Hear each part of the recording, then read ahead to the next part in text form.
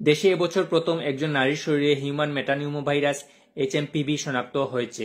রোববার দুপুরে বিষয়টি নিশ্চিত করেছেন রোগতথ্য, রোগ নিয়ন্ত্রণ ও গবেষণা ইনস্টিটিউটের ভাইরোলজি বিভাগের প্রধান ডাক্তার আহমেদ নৌশের আলম। নৌশের আলম বলেন, আক্রান্ত নারী একজন গৃহিণী, তার বিদেশ ভ্রমণের কোনো ইতিহাস নেই।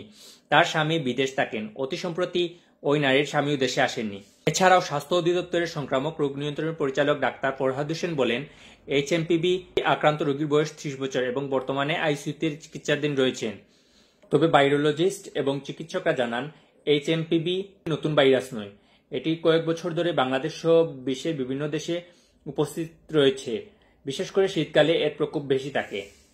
রোববার এক সংবাদ বিজ্ঞপ্তিতে স্বাস্থ্য অধিদপ্তর জানিয়েছে, চীন সহ উপমহাদেশের বিভিন্ন দেশে এইচএমপিভি ভাইরাসের প্রাদুর্ভাব এবং তীব্রতা উদ্বেগজনকভাবে বৃদ্ধি পেয়েছে। বিশেষ করে 14 বছরের কম বয়সী শিশু এবং 65 বছর বা তার বেশি বয়সী ব্যক্তিদের মধ্যে এই রোগের সংক্রমণ বেশি দেখা যায়।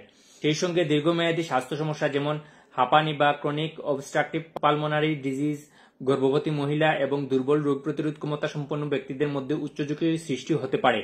এতে আরও বলা হয়েছে, পৃথিবীর অন্য অনেক দেশের মতো বাংলাদেশেও এই রোগের সংক্রমণ দেখা যায়।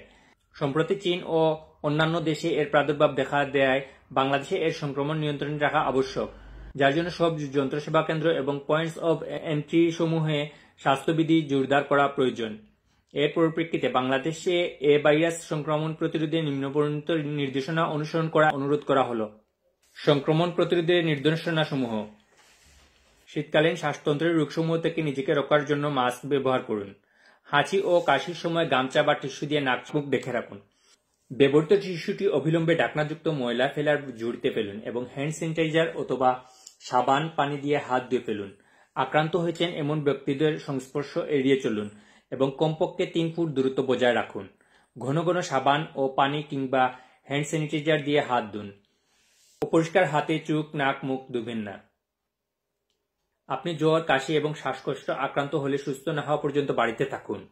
প্রয়োজন হলে নিকটস্থ হাসপাতালে যোগাযোগ করুন। স্বাস্থ্য অধিদপ্তরের কমিউনিকেবল ডিজিজ কন্ট্রোল ইউনিট পরিস্থিতির উপর সতর্ক দৃষ্টি রাখছে বলে জানানো হয়েছে।